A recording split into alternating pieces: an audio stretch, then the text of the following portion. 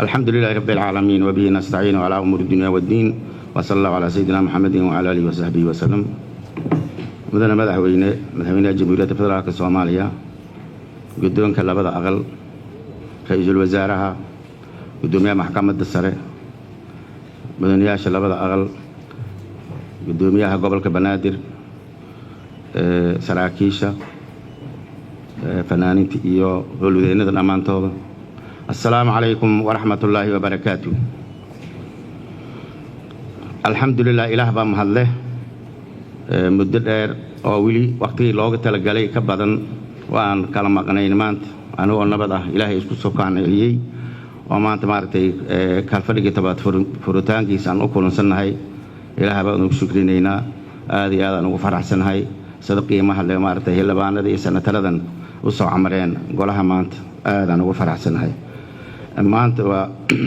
maanta ay taariikhdu tahay 29 September waxaa sharaf weyn inoo ah inaan si wada jir ah u soo qayb galnay furitaanka kalfadhiga toddobaad ee baarlamaanka 11aad ee Jamhuuriyadda Federaalka Soomaaliya. kulankeena maanta wuxuu astaan u yahay bilowga gudashada waajibaadkeena dastuuriga ah ee aanu mar kale diyaar u nahay inaan sii ambaqaadno howlaheenan horyaala. furitaanka kalfadhiyada baarlamaanka Jamhuuriyadda Federaalka Soomaaliya waa munaasabad leh ahmiyad gaar ah, taas oo ka turjumaysa mas'uuliyadda weyn iyo shaqada baaxadda leh ee laga filayo xubnaha labada aqal ee baarlamaanka Jamhuuriyadda Federaalka Soomaaliya.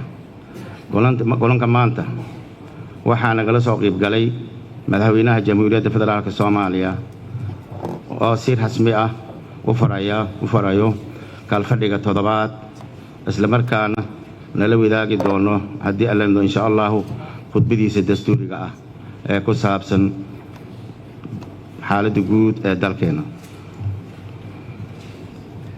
shuruucda golaha shacabka baarlamaanka federaalka Soomaaliya ay ansixiyeen kalfadhigii 6aad. goluhu wuxuu ansixiyey 7 hindis sharciyeed oo muhiim ah. goluhu sidoo kale waxaa horyaala 4 hindis sharciyeed iyo 4 heshiis, kuwaas oo maray akhrinta koowaad iyo labaad, isla markaana hadda sugaya in laga doodo si loo ansixiyo ama wax ku bedel looga sameeyo. ajendayaasha hortabinta u leh golaha shacabka kalfadhiga toddobaad. golaha wuxuu hiigsanayaa in uu kalfadhiga toddobaad diiradda saaro arrimo muhiim ah oo la xiriira dardargelinta shuruucda iyo heshiisyada hadda dalka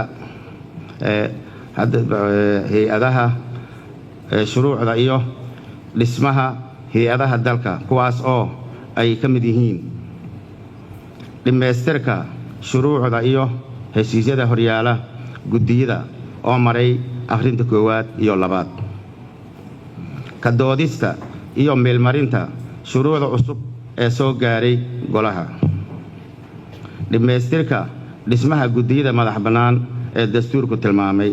goluhu wuxuu ku dadaali doonaa in la dhammaystiro dhismaha guddiyada madax bannaan ee muhiimka ah. xoojinta matalaadda golaha shacabka. xoojinta matalaadda shacabka Soomaaliyeed.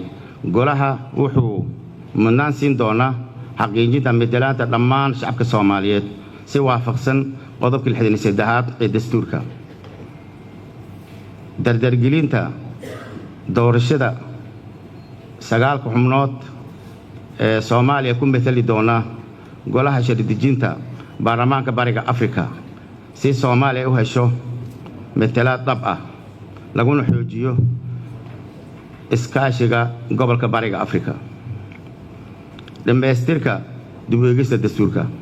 golaha shacabka wuxuu xoogga saari doonaa dhammaystirka dib u eegista, ka doodista, sixitaanka iyo ansixinta, asiga oo si wada jir ah labada aqal ugu doodi doonaan haddii alla idmo insha allah.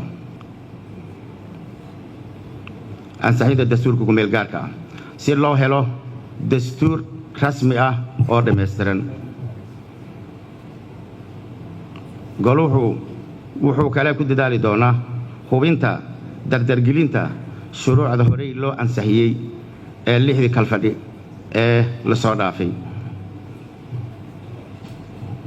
u kuurgalidda dhaqangelinta dastuurka 4 cutub ee horey loo ansixiyey. intaas kadib waxaan rabaa inaan u mahadceliyo u hambaliyeeyo ciidamada qalabka sida iyo dadweynaha Soomaaliyeed isu xilqaamay dhiigooda u daadiyay inay shacabka Soomaaliyeed ka xoreeyaan argagixisada arxanlaawayaasha ah iyo guuli ay keeneen runtii ugu hambaliyeynayna insha Allah. waxaan rajaynaynaa in dalkeenu noqdo muddada noo harsan dalkeena oo ammaan wada noqday oo argagixisa ka baqitaan iyo shacabka Soomaaliyeed niyad deganaansho ah inuu ku dhameysan doono insha Allah. inta muddada nooga hartay ka hor in guulahaas la gaaro Ilaahay baan ka rajaynaynaa. taasna dadaalka ay sameeyeen ciidamadeeni iyo dadweynaha Soomaaliyeed waa isugu hambaliyeynayna. madaxweyne mudanayaal, waxaan rabaa dhammaan xubnaha sharafta leh inaan ku booriyo inaynu kalfadhigan toddobaad si laabno shaqadeena si aanu u dardargelino shuruucda muhiimka ah, dhammaystirka dhismayaasha hay'adaha sharci dejinta iyo in la xoojiyo iskaashiga hay'adaha u dhaxeeya sida hay'adaha sharci dejinta iyo hay'adaha kale dastuuriga ah, taas oo fududaynayso horumarka habsami socodka howlaha baarlamaanka iyo hay'adaha dastuuriga ah. gunaanid madaxweyne mudanayaasha sharafta leh, waxaan dhammaan xubnaha sharafta leh ku boorinayaa inaynu kalfadhiga toddobaad si laabno shaqadeena si aanu u dardargelino shuruucda muhiimadda ah, dhammaystirka dhismaha hay'adaha dastuuriga ah iyo xoojinta iskaashiga u dhaxeeya golayaasha sharci dejinta iyo hay'adaha kale dastuuriga ah si aanu dalkeenu u gaaro horumar, barwaaqo iyo dimuqraadiyad loo dhan yahay. ugu dambeyntii, waxaan rabaa inaan ku soo dhaweeyo madaxweynaha Jamhuuriyadda Federaalka Soomaaliya si uu u guto waajibaadkiisa dastuurka ah sida uu qabo qodobka 90aad xarafkiisa ga si uu nooga furo kalfadhiga toddobaad ee baarlamaanka 11aad ee Jamhuuriyadda Federaalka Soomaaliya. madaxweyne ku soo dhawow adigoo aad u mahadsan. السلام عليكم ورحمة الله وبركاته.